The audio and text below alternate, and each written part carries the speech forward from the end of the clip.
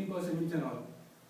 So we treated 10% ethanol as a control.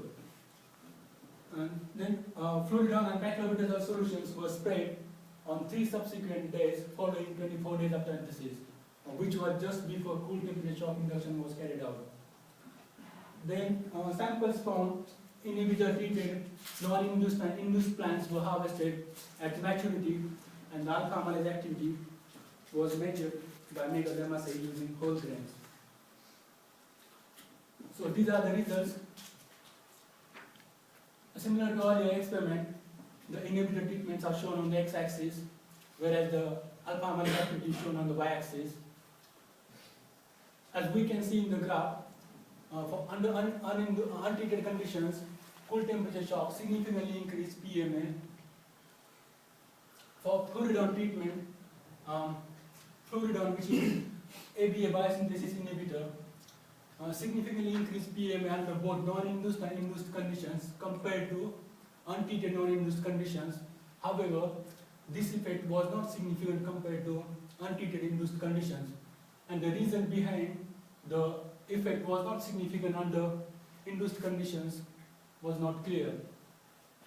Whereas for paclobutazole treatment, paclobutazole significantly inhibited PMA under induced conditions compared to untreated induced conditions.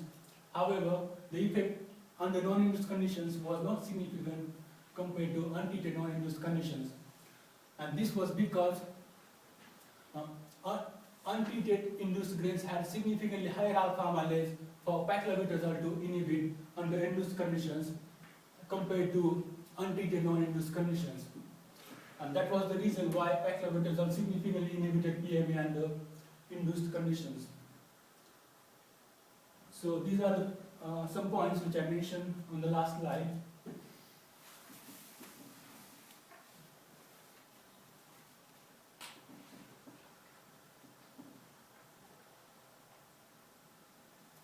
So the conclusions from the second experiment, paclobutazole, which is a GA biosynthesis inhibitor, significantly inhibited PMA under induced conditions, suggesting a stimulatory role for GA during PMA induction by cool temperature shock. Whereas fluridone, which is ABA biosynthesis inhibitor, significantly increased PMA under non-induced conditions, suggesting inhibitory role for ABA towards PMA.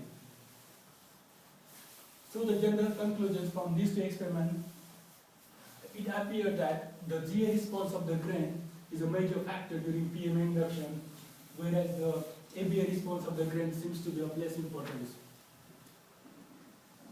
Thanks for your attention.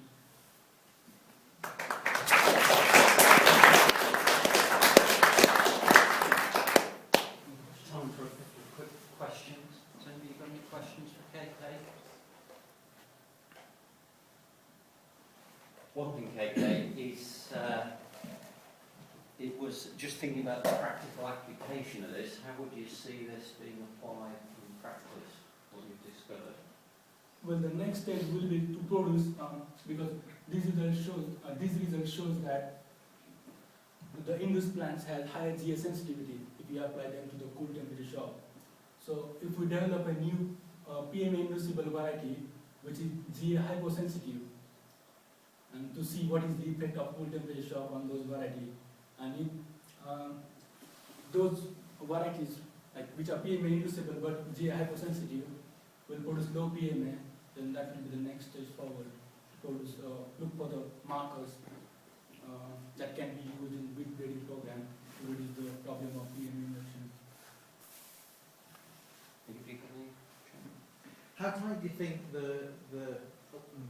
what proportion of PMA can you account for by GA?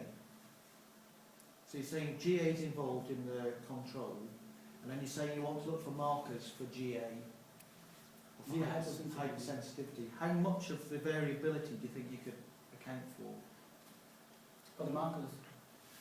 So in other words, you're saying select for GA hypersensitivity, but there are other factors that influence PMA as well, isn't there? It's not just GA. No, but the thing is, the GA signaling leads to the alpha amylase synthesis. So if you alter the GA response, then there won't be any PMA produced. So it can account for 100%. Yeah. Because the expression of the PMA genes, it needs some transcription factors, and those are produced after the GA signaling, as a product of the GA signaling. So if there won't be any GA signaling, then the transcription factors for alpha amylase genes won't be there. So there will be very low alpha amylase or maybe negligible alpha amylase.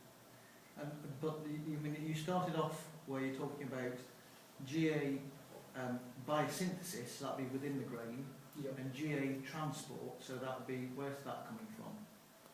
Well, there are reports that whether they are some papers suggest that they are synthesized in the leaves or in the roots, but there are few papers as well that show that the GA is synthesized within the grain. So the aleuron layer or embryo also synthesizes gibberellins or ABA. So it's not clear whether it's the gibberellins produced within the grain is responsible for PMA or the gibberellins produced across the any part of the plant is responsible for PMA.